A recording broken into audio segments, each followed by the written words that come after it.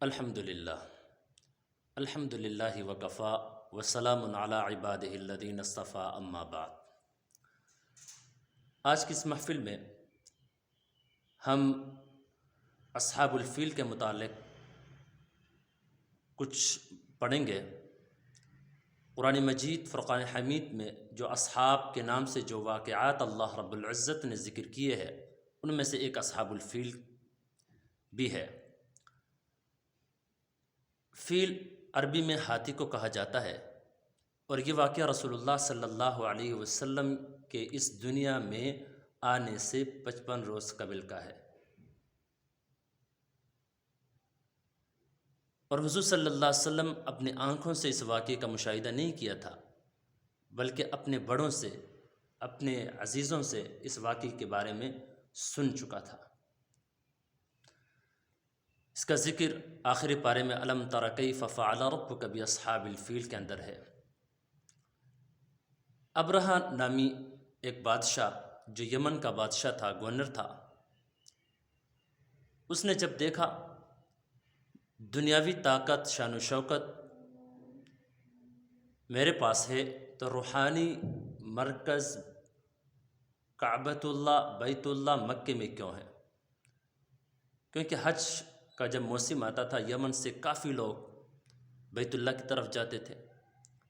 بیت اللہ ایک سادہ سا اللہ رب العزت کا گھر ہے اس وقت کے لحاظ سے، تو ابرہہ نے اس کے مقابلے میں ایک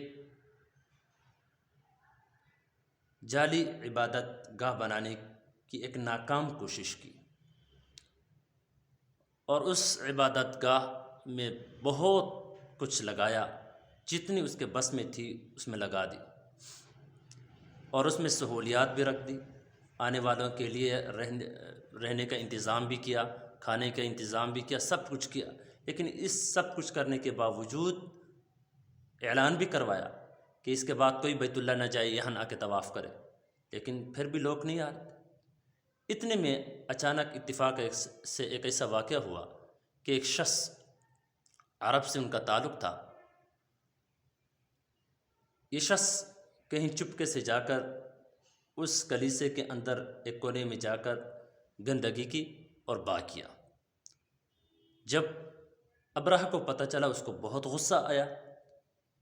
اب یہ غصہ ٹھنڈا نہیں ہوا تھا کہ عرب کے لوگوں کے بارے میں آپ لیلاف قریش میں سن چکے ہیں کہ یہ یمن اور شام کی طرف سفر کرتے تھے تجارت کے عرض سے، تو کوئی تجارتی قافلہ اس عبادت کے گاہ کے پاس رات کو ٹھہرا، اور صبح اٹھ کر جانے لگے تو سامان وغیرہ کو دیکھنے کے لیے آگ لگا دی۔ اتفاق سے وہاں سے کوئی چنگاری اڑتے ہوئے آ کر اس عبادت گاہ میں کو لگ گئی، اور اس کی وجہ سے اس عبادت گاہ میں آگ لگ گئی، یعنی وہ بالکل خاکستر ہو گیا۔ تو ابرہہ بہت سخت غصہ ہوا، اور اس نے بیت اللہ کو شہید کرنے کا ارادہ کیا، اور اس کے لیے اس نے 60,000 فوج کا لشکر تیار کی۔ اور اس سے پہلے عرب کے لوگ اونٹ چراتے تھے لیکن ہاتھیوں سے واقف نہیں تھے۔ ابرہہ نے افریقہ سے ہاتھیوں کو کشتیوں میں لاد کر یمن میں اتارا، اور ہاتھیوں کا بھی لشکر تیار کی۔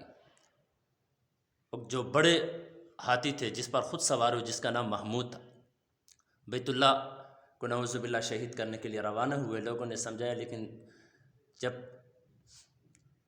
انسان تکبر میں، غرور میں، طاقت کے نشے میں ہوتا ہے، اس سے کوئی بات سمجھ میں نہیں آتا۔ جب یہ قریب پہنچے تو اللہ رب العزت، اس کا مقصد یہ نہیں تھا کہ اگر اونٹ چرانے والوں نے بیت اللہ کو چھوڑ کر پہاڑوں پہ چڑھ گئے تو وہ مالک جس کا گھر ہے وہ اس کی حفاظت نہیں کرے گا۔ تو اللہ رب العزت نے جب یہ حدود حرم کے اندر پہنچے تو اللہ رب العزت نے ایک ایسی فوج بھیجی، ایک ایسی لشکر اللہ رب العزت نے ان کی طرف بھیجا جو ان کی لشکر کے لحاظ سے مادی لحاظ سے کمزور تھے، لیکن ان کے اندر اللہ رب العزت نے اتنی ایٹمی طاقت رکھی تھی، چھوٹے چھوٹے یعنی پرندوں کی جماعت جن کے چونچوں میں چھوٹے چھوٹے کنگر یعنی پتھر، تو وہ جب وہ پھینکتے تھے تو ہاتھی کے اوپر جو سوار ہے اس کے سر پہ لگتے، ہاتھی کو بھی چیرتے ہوئے زمین پہ جا کر گھستے تھے۔ یوں اللہ رب العزت نے ان کو عبرت کا ایک نشانہ بنا دی۔ اور یہ ابرہہ خود واپس ہوئے، جب واپس ہوئے تو اپنے علاقے میں یمن میں آ کر اس کو ایک مرض، اس کے جسم میں ایک مرض یعنی ایک دانے کی سی مرض پیدا ہو گئی۔ آہستہ آہستہ اس کا جسم سڑتا گیا اور گرتا گیا، یوں یہ ہلاک ہوئے۔ تو اللہ رب العزت نے اس کو اس طرح ایک عبرت کا نشان بنایا۔ تو اس واقعے میں ہمارے لیے کیا سبق ہے؟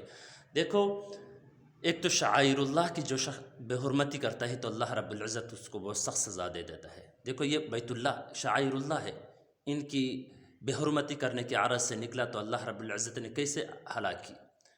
ایک تو یہ، دوسری یہ کہ دیکھو اللہ رب العزت کی ایک چھوٹی سے عذاب کو ان کی مخلوقات میں سے جو سب سے بڑی مخلوق ہاتھی وہ برداشت نہیں کر سکتا، اس کی بڑے سے بڑے عذاب کو کون برداشت کر سکتا ہے؟ دوسری بات یہ ہے جو بیت اللہ کی بے حرمتی کرنے پر اتنی بڑی سزا ہے، تو جو قرآن، جو رسول اللہ، جو خدا کی نافرمانی کرے گا، اس بے حرمتی کرے گا تو اس کے عذاب کا کیا انجام ہوگا؟ اللہ رب العزت ہمیں اس سے عبرت حاصل کرنے کی توفیق نصیب فرمائے۔ وآخر دعوانا ان الحمد للہ رب العالمین۔